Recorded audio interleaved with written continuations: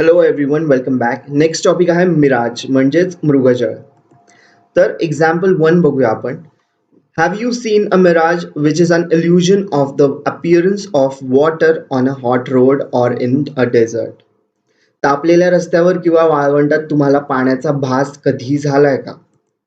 किंवा example 2, have you seen that objects beyond and above a holy fire appear to be shaking? आगीच्या वर किंवा मागे एखादी वस्तू असेल तर ती हालताना म्हणजेच शेक करताना दिसते. तर तशी तुम्ही पाहिली आहे का? Y does this happen? असं का होतं? आपण ह्या टॉपिक मध्ये ते बघणार आहोत की रिझन एक्झाम्पल 1 आणि एक्झाम्पल 2 चं. So let us find out. Local atmospheric conditions affect the refraction of light to some extent. आजूबाजूच्या वातावरणाचा लाईटच्या रिफ्रॅक्शनवर थोड्याफार प्रमाणात फरक पडत असतो. In both examples, the air near the hot road or desert surface and near the holy flames is hot and hence rarer than air above it. या आधीच्या दोन्ही एक्झाम्पल्स मध्ये रस्त्याच्या जवळ किंवा वाळवंटातली सरफेस लेवलची एअर आहे ती हॉट असते आणि हॉट एअर रेअर मीडियम आहे. इथे डायग्राम दिसते तुम्हाला. हॉट सरफेस ही हॉट एअर आणि त्याच्यावर कूल एअर आहे. Hot air more rare than cold above and this is denser. या दोन्हीची रिफ्रॅक्टिव्ह इंडेक्स वेगवेगळी असते. The refractive index of air keeps increasing as we go to increasing heights. जसं जसं आपण जमिनीपासून वर जाऊ तशी तशी एअरची रिफ्रॅक्टिव्ह इंडेक्स वाढत जाते. हा खूप इम्पॉर्टंट पॉइंट आहे. इथे तुम्हाला दिसतंय refractive index of air goes on increasing as height increases. Okay.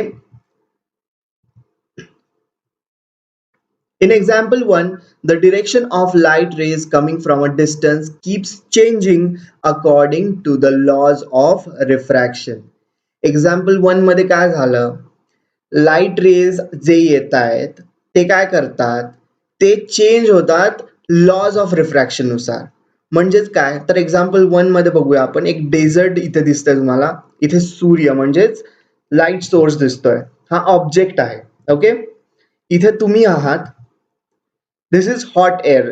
वाळवंटातली त्याच्या सरफेसवरची हवा हॉट असते आणि त्याच्यावरची हवा कूल कूल होत जाते. Right. So this is warm air. Next comes less warm air. This is cold air. Okay. 4 layer आहेत हवेचे. इथे सगळ्यात गरम आणि इथे सगळ्यात थंड. सो सूर्याची किरणं या ऑब्जेक्टवर पडतात. त्याचं रिफ्लेक्शन होऊन इथे रेज येतात. So okay. इथे डेन्सर मीडियम मधून रेअरर मीडियम मध्ये जातात. यू नो दॅट की कोल्ड एअर डेन्सर मीडियम आहे. सो काय होतं? ह्या डेन्सर मीडियम मधून रेअरर मीडियम मध्ये ट्रॅव्हल करत असताना काय होतं? तर it moves away from the normal. Right. आपण हे बघितलंय लॉज मध्ये की रे नॉर्मल पासून दूर जातो. ओके. नेक्स्ट नॉर्मल मध्ये कुठे गेलाय तो? त्याच्यापासून परत एकदा दूर गेला आणि इथेही त्याच्यापासून दूर जातोय. म्हणजे काय होतं? इथे सरफेसला जाऊन जेव्हा तो धडकतो तेव्हा काय होतं? Finally I is greater than critical angle. आणि जेव्हा आय म्हणजे angle of incidence is greater than critical angle, it is directly reflected. Total internal reflection होतं तिथे. सो जर का आपण ट्रेस केलं हे टोटल इंटरनल रिफ्लेक्शन तर इथे आपल्याला तो ऑब्जेक्ट दिसतो. So the light rays coming from a distant object appeared to be coming from the image of the object inside the ground as shown in the figure. This is called a mirage. इथे आपल्याला तो object दिसत असतो. Okay. So हे illusion कशामुळे होतं? तर refraction of लाईटमुळे. आणि कधी कधी ढगांची सुद्धा सावली इथे पडलेली असते त्याच्यामुळे आपल्याला पाण्याचा भास होतो. This is nothing but mirage. In example 2, the direction of light rays coming from objects beyond the holy fire changes due to the changing refractive index above the fire. जेव्हा आगीच्या वरचा किंवा मागचा ऑब्जेक्ट आपल्याला हलताना का दिसतो? कारण आगीवरची जी हवा आहे ती हॉट असते, right? That is rarer medium. आणि त्याच्यावरची हवा काय असणार आहे? कोल्ड असणार आहे, that is denser medium. Thus the object appeared to be moving, कारण सतत ही हवा आणि त्याचं टेम्परेचर बदलत असतं, कारण आग सतत चालू असते आणि त्यामुळे काय होतं, तर रिफ्रॅक्टिव्ह इंडेक्स चेंज होती ऍटमॉस्फिअर मध्ये आणि त्याच्या मागे असणारा ऑब्जेक्ट किंवा त्याच्या वरती असणारा ऑब्जेक्ट आपल्याला शेक होताना दिसतो, कारण हवेचं रिफ्रॅक्टिव्ह इंडेक्स सतत चेंज होत असतं, रिफ्रॅक्शनचा डिरेक्शन सुद्धा चेंज होत असते. Next point is twinkling of stars. आकाशात तारे आपल्याला का चमकताना दिसतात? Effect of atmospheric conditions on refraction of light can be seen in the twinkling of the stars. Atmospheric condition मध्ये जे लाईटचं रिफ्रॅक्शन होतं त्याच्यामुळे आपल्याला तारे चमकताना दिसतात. Stars are self luminous and can be seen at night in the absence of sunlight. स्टार्सलाच म्हणजे ताऱ्यांना स्वतःचा प्रकाश असतो आणि जेव्हा रात्र होते तेव्हा ते आपल्याला चमकताना दिसतात. They appear to be a point source because of their being at a very large distance from us. का आपल्याला ते चमकताना दिसतात आणि तो एक पॉइंट सोर्स का दिसतो छोटासा? कारण ते आपल्यापासून खूप लांब आहेत. ओके, त्यामुळे तो छोटासा पॉइंट सोर्स दिसतो आणि आपल्या अर्थ वरची जी हवा आहे आणि स्पेस मधली जी हवा आहे ती थंड थंड होत जाते अर्थ पासून. त्यामुळे काय वेगवेगळे लेयर्स क्रिएट होतात आपल्या ॲटमॉस्फिअर मध्ये एअरचे. आणि जेव्हा तो रे येत असतो स्टार्स कडून तेव्हा त्या रेचं भरपूर वेळा रिफ्रॅक्शन होतं आणि त्याच्यामुळे आपल्याला असं इल्युजन दिसतं की तो स्टार ट्विंकल करतोय. As the density of air increases with lowering height above the surface of the earth, the refractive index also increases. जशी जशी डेन्सिटी वाढते तशी तशी रिफ्रॅक्टिव्ह इंडेक्स सुद्धा वाढत जाते. Stars light coming towards us travels from rarer medium to denser medium and constantly bends towards the normal. जेव्हा star कडून एखादी लाईट येत असते तेव्हा काय होत असतं, ती रेअर मीडियम मधून डेन्सर मीडियम मध्ये एंटर करत असते आणि त्यामुळे ती टुवर्ड्स नॉर्मल बेंड होते, not away from normal. This makes the star appear to be higher in the sky as compared to its actual position as shown in the figure. इथे दिसतंय तुम्हाला फिगर मध्ये आपल्याला ऍक्च्युअली स्टार इथे असतो पण आपल्याला तो दिसताना कुठे दिसतो? वर दिसतो. हे कशामुळे होतं? ॲटमॉस्फेरिक रिफ्रॅक्शनमुळे होतं. Apparent position of star is this आणि ऍक्च्युअल पोझिशन ही इथे असते.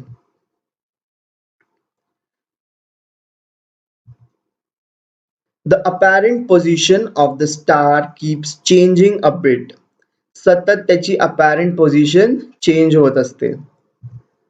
This is because of the motion of atmospheric air and changing air density and temperature.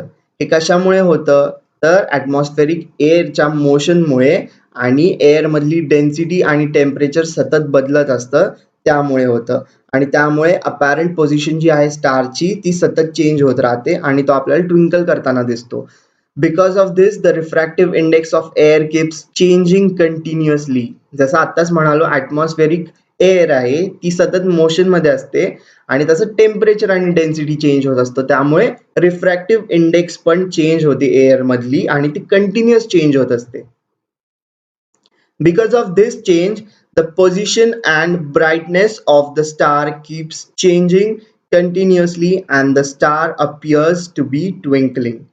त्याच्यामुळे काय दिसतं? त्याची अपॅरंट पोझिशन सतत चेंज होते आणि आपल्याला तो तारा चमकताना दिसतो. ओके, नेक्स्ट पॉइंट आहे ट्विंकलिंग ऑफ प्लॅनेट्स. प्लॅनेट्स आपल्याला चमकताना दिसतात का? No, we do not see twinkling of planets. कुठलेही ग्रह आपल्याला चमकताना दिसत नाहीत. This is because planets are much closer to us as compared to stars. सगळे जे ग्रह आहेत ते जवळ आहेत कम्पेअरिंग विथ स्टार्स. स्टार्स खूप लांब आहेत, त्यापेक्षा ग्रह आपल्या खूप जवळ आहेत. They therefore do not appear as point source but appear as a collection of point sources. ग्रह जे आहेत ते पॉइंट सोर्स सारखे दिसत नाहीत, म्हणजे एक छोटा डॉट दिसत नाहीत. ग्रह आपल्याला मोठ्या साईज मध्ये दिसतात, ते मोठे दिसतात, म्हणून इथं म्हटलेलं आहे कलेक्शन ऑफ पॉइंट सोर्सेस. कारण ते आपल्यापासून जवळ आहेत म्हणून ते आपल्याला आकाराने मोठे दिसतात. Because of changes in atmospheric refractive index, the position as well as the brightness of individual point source change, but the average position and total average brightness remains unchanged and planets do not twinkle. तारे मोठ्या size मध्ये असतात आणि ते आपल्यापासून जवळ आहेत, त्याच्यामुळे त्यांचा जो लाईट सोर्स आहे, त्यांचे जे चेंजिंग इन लाईट सोर्स आहे, तो आपल्याला ट्विंकल होताना दिसत नाही, तो कॉन्स्टंट राहतो, त्यांचा ब्राईटनेस कॉन्स्टंट राहतो आणि त्यांची ॲव्हरेज पोझिशन सुद्धा कॉन्स्टंट राहते. त्यामुळे ग्रह आपल्याला चमकताना दिसत नाही, कारण ते आपल्यापासून जवळ आहेत आणि त्यांचा ब्राईटनेस कॉन्स्टंट राहतो. Next is effect of atmospheric refraction. So by sunrise we mean appearance of sun above the horizon. Horizon म्हणजे काय? क्षितिज. जिथे असं आपल्याला इल्युजन भासतं की पृथ्वी आणि आकाश, म्हणजे तो जो सरफेस आहे पृथ्वीचा आणि आकाश एकमेकांना जिथे चिकटलेलं दिसतं, मिळालेलं दिसतं, त्याला आपण होरायझन असं म्हणतो. सो जेव्हा सनराईज होतो म्हणजे काय होतं की क्षितिजातून सूर्य उगवतो, होरायझन मधनं सन वर येतो. सो इथे तुम्हाला पृथ्वी दिसतीये, हा आहे आडवी लाईन म्हणजे horizon. Okay, this is horizon. ह्या सगळ्या एअर आहे, वेगवेगळे, ही रेअरर आहे, ही डेन्सर आहे, rarer. Okay, so atmospheric layers आहेत हे. ही आहे रिअल पोझिशन सनची. पण काय होतं इथे, जेव्हा सन रेज इकडे येतात तेव्हा त्याचं रिफ्रॅक्शन होतं आणि ते रिफ्रॅक्शन होऊन होऊन आपल्याला ही रिअल पोझिशन इथे दिसते. दिस इज अपॅरंट पोझिशन. आपल्याला वाटतं सूर्य इथे आहे, पण तो ऍक्च्युली इथे असतो आणि रिफ्रॅक्शन होऊन होऊन तो आपल्याला इथे दिसतो. त्यामुळे होरायझनच्या खाली असतानाच तो आपल्याला दिसायला सुरुवात होते आणि ही त्याची अपॅरंट पोझिशन आहे. But when the sun is somewhat below the horizon, its light rays are able to reach us along a curved path due to their refraction through Earth's atmosphere as shown in the figure. आत्ताच मी तुम्हाला सांगितलं की जे refraction होतं atmospheric layers मधून, त्याच्यामुळे आपल्याला सनची position इथे दिसते. Thus we see the sun even before it emerges above the horizon. तो जोपर्यंत होरायझनच्या वर येत नाही तेव्हाही तो आपल्याला दिसायला सुरुवात होते. हे सगळं कशामुळे होतं? ऍटमॉस्फेरिक रिफ्रॅक्शनमुळे होतं. Same thing happens at the time of sunset and we keep seeing the sun for a short while even after it goes below the horizon. Same thing कधी होते? जेव्हा सनसेट होत असतो, म्हणजे सूर्यास्त होत असतो, तेव्हाही काय होतं, इवन इफ सूर्य सेट झालाय म्हणजे होरायझनच्या खाली गेलाय तरी पण तो आपल्याला थोडाफार इथे दिसत राहतो आणि हेही ऍटमॉस्फेरिक रिफ्रॅक्शनमुळे होतं. राईट? ओके, सो हे पॉइंट्स तुम्हाला समजले असतील असं मी कन्सिडर करतो. Thank you so much for watching this video.